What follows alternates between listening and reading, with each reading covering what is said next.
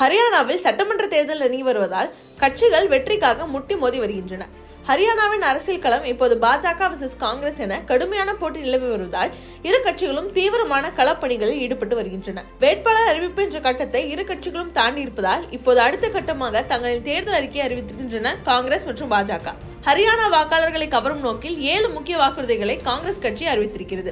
டெல்லியில் உள்ள காங்கிரஸ் தலைமையகத்தில் நடைபெற்ற நிகழ்ச்சியில் காங்கிரஸ் பொதுச் செயலாளர் KC வேணுகோபால், ஹரியானா முன்னாள் முதல்வர் பூபேந்திர சிங் ஹூடா, ஹரியானா காங்கிரஸ் தலைவர் உதய் பண்ட் மற்றும் கட்சியின் மூத்த தலைவர்கள் முன்னிலையில் காங்கிரஸ் தலைவர் மல்லிகார்ஜுன கார்கே தேர்தல் அறிக்கையை வெளியிட்டார். இந்த தேர்தல் அறிக்கைக்கு சாத் வாதே பக்கே ஏறேதே என பெயரிட்டிருக்கின்றனர் காங்கிரஸ். அதாவது 7 வாக்குறுதிகள், உறுதியான நோக்கங்கள் என்பதே அதன் அர்த்தமாகும். குடும்பங்கள், பெண்கள், விவசாயிகள், இளைஞர்கள் என்று அனைவரின் நலன் மற்றும் முன்னேற்றத்தை உள்ளடக்கி தேர்தல் அறிக்கையை தயார் செய்திருக்கிறது காங்கிரஸ். முதலாவதாக குடும்பங்களுக்காக 2 வாக்குறுதிகளை கொடுத்திருக்கிறது. அவை வீடுகளுக்கு 300 யூனிட் மின்சாரம் இலவசமாக வழங்கப்படும் மற்றும் ரூபாய் 25 லட்சம் வரை இலவச மருத்துவ காப்பீடு வழங்கப்படும் என்று உறுதி கொடுத்திருக்கிறது காங்கிரஸ். பெண்களுக்காகவும் 2 வாக்குறுதிகள் இந்த தேர்தல் அறிக்கை இடம்பெற்றிருக்கின்றன. மாதந்தோறும் கேஸ் சிலிண்டருக்காக 500 ரூபாய் வழங்கப்படும் என்றும் 18 வயதுக்கும் மேற்பட்ட பெண்களுக்கு மாதம் 2000 ரூபாய் வழங்கப்படும் என்றும் அறிவிக்கப்பட்டிருக்கிறது. இளைஞர்களுக்காக 2 லட்சம் அரசு வேலை வாய்ப்புகள் கொடுக்கப்படும் என்றும் போதைப் பொருட்கள் இல்லா மாநிலமாக ஹரியானா உருவாகும் என்றும் சொல்லப்பட்டிருக்கிறது. விவசாயிகள் நலனுக்காக விவசாயிகளின் பல ஆண்டு கால கோரிக்கையான குறைந்தபட்ச ஆதரவு விலைக்கு சட்டப்பூர்வமான உறுதி வழங்கப்படும், பயிர் சேதாரங்களுக்கு உடனடியாக இழப்பீடு வழங்கப்படும் என்றும் சொல்லப்பட்டிருக்கிறது. சமூக மேம்பாட்டிற்காக முதியோர், மாற்றுத்திறனாளிகளுக்கு உதவித்தொகையாக 6000 ரூபாய் வழங்கப்படும் என்றும் உறுதி அளித்திருக்கிறது காங்கிரஸ். சாதி ரீதியான கணக்கெடுப்பு எடுப்பதுடன் கிரீமி லேயர் மக்களுக்கான வருமான வரம்பு ரூபாய் 6 லட்சத்திலிருந்து 10 லட்சமாக அதிகரிக்கப்படும் என்றும் சொல்லியிருக்கிறது காங்கிரஸ். கிரீமி லேயர் என்பது இந்திய இடஒதுக்கீடு அமைப்பில் சமூக ரீதியாகவும் பொருளாதார ரீதியாகவும் கல்வி ரீதியாகவும் மிகவும் முன்னேறிய பின்தங்கிய வகுப்பைச் சேர்ந்த சிலரை குறிக்க பயன்படுத்தப்படுகிறது. பொருளாதாரத்தில் பின்தங்கிய மக்களுக்கு ரூபாய் 3.5 லட்சம் மதிப்பில் 2 அறை கொண்ட வீடு கட்டி கொடுக்கப்படும் என்றும் உத்தரவாதம் கொடுத்திருக்கிறது காங்கிரஸ். அரசு ஊழியர்களுக்காக பழைய ஓய்வூதிய திட்டம் கொண்டு வரப்படும் என்றும் சொல்லப்பட்டிருக்கிறது. ஹரியானாவில் விவசாயிகள் பிரச்சனை, வேலைவாய்ப்பின்மை, சமூக பாதுகாப்பு உள்ளிட்ட அந்த மாநிலம் சந்தித்து வரும் முக்கிய பிரச்சனைகளுக்கு தீர்வளிக்கும் வகையில் தேர்தல் அறிக்கை தயாரிக்கப்பட்டுள்ளதாக சொல்லியிருக்கிறது காங்கிரஸ்.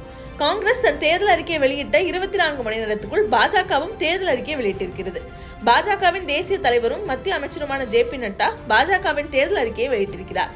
சங்கல்ப் பத்ரா என்று பெயரிடப்பட்டிருக்கும் பாஜகவின் தேர்தல் அறிக்கையை வெளியிடும் நிகழ்ச்சியில் மாநில முதல்வர் நயாப் சிங் சைனி மற்றும் பாஜக மாநில தலைவர் மோகன்லால் படோலி கலந்து கொண்டிருந்தனர். கடந்த 10 ஆண்டுகள் பாஜக ஆளும் கட்சியாக இருப்பதால் அந்த அதிருப்தியை மீறி வெற்றி பெற முயற்சித்து வருகிறது பாஜக. காங்கிரஸ் பெண்களுக்காக மாதந்தோறும் 2000 ரூபாய் வழங்கப்படும் என்று அறிவித்திருக்கும் நிலையில் பாஜக 2100 ரூபாய் வழங்கப்படும் என்று அறிவித்திருக்கிறது. இந்த திட்டத்துக்கு லாடோ லக்ஷி யோஜனா என்றும் பெயரிட்டிருக்கிறது. பல வாக்குறுதிகள் பாஜகவின் தேர்தல் அறிக்கையில் இடம்பெற்றிருந்தாலும் 100 ரூபாய் அதிகமாக வழங்கப்படும் என பாஜகவின் இந்த வாக்குறுதி தான் சமூக வலைதளத்தில் விமர்சிக்கப்பட்டு வருகிறது.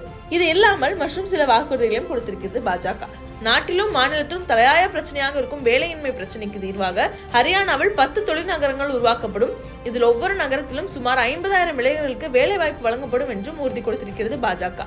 அதே நேரம் 2 லட்சம் இளைஞர்களுக்கு அரசு வேலை, 5 லட்சம் இளைஞர்களுக்கு தனியார் வேலை மற்றும் தேசிய தொழிற்பயிற்சி ஊக்குவிப்பு திட்டத்திலிருந்து மாதாந்திர உதவித்தொகை வழங்கப்படும் என்றும் சொல்லியிருக்கிறது.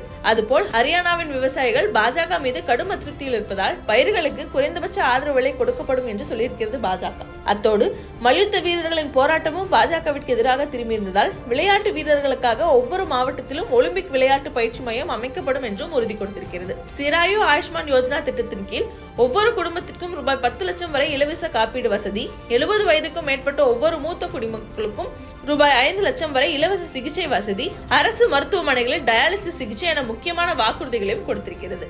இப்படி இரு கட்சிகளும் மக்களை கவர போட்டி போட்டு வருவதால் தேர்தல் முடிவுகள் எந்த கட்சிக்கு சாதகமாக அமைய போகிறது என்கிற எதிர்பார்ப்பு உண்டாகியிருக்கிறது.